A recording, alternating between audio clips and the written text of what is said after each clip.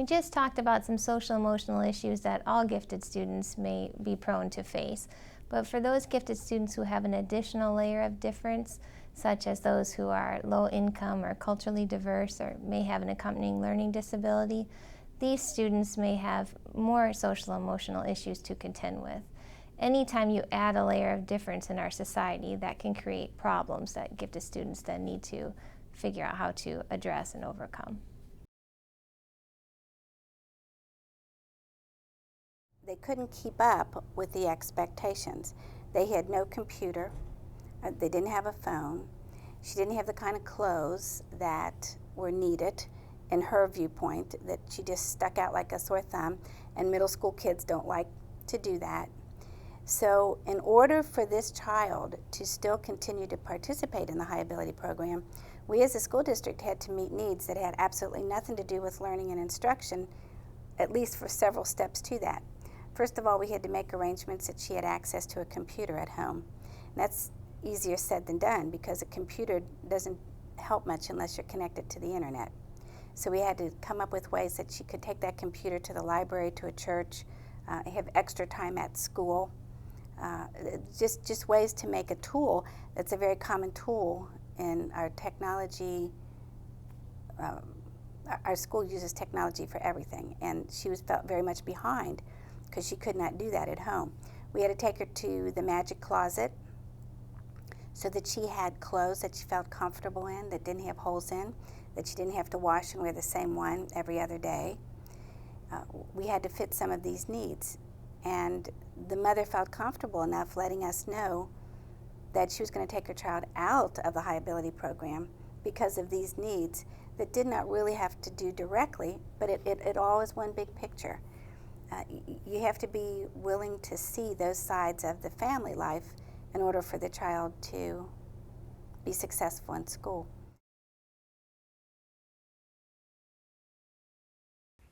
Being the only Black person in my class for a time, it was different.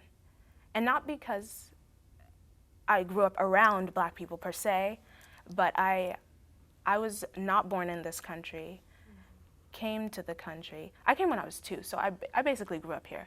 But coming and realizing that, hey, whoa, I'm the only one, it was just a little different, and it was fine. They never, my classmates never made me feel out of place per se, but I could tell that the kids, they would want to be my friends sometimes, and they would want to get on that intimate level with me, but I wouldn't be accepted in their homes. Like, it wouldn't be the same as if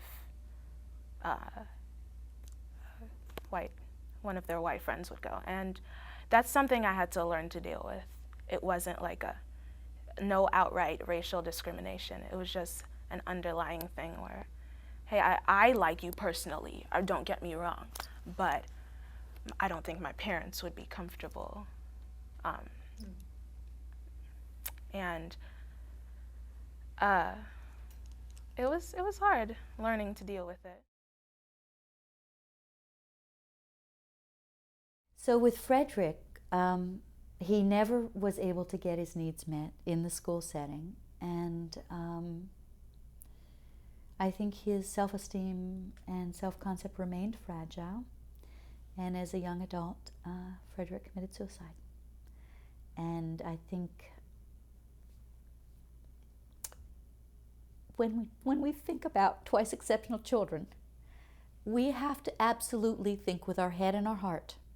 And we have to realize that when we hold a person's life in our hands, when we hold that life in our hands, it is our sacred duty to make sure that we do no harm. At the very least, we do no harm. And twice exceptional kids are fragile. Sometimes I call them crystal kids.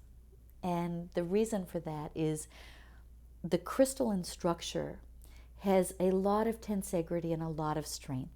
It has a lot of beauty and a lot of sparkle. It's also very unique in and of itself. But if you hit that structure the wrong way, it doesn't break, it shatters. And these kids go through school, and very often they're hit the wrong way and they shatter. And putting it back together is extremely hard. Vizi online texts are a new kind of textbook built with the help of great subject matter experts. These new learning resources have already helped thousands of students succeed. Our original content uses animations, simulations, video and graphics, self-assessments, exercises, and review materials to engage students in their study. Our approach is proven to improve learning outcomes, and that's why Vizi exists, to transform lives by making education more engaging.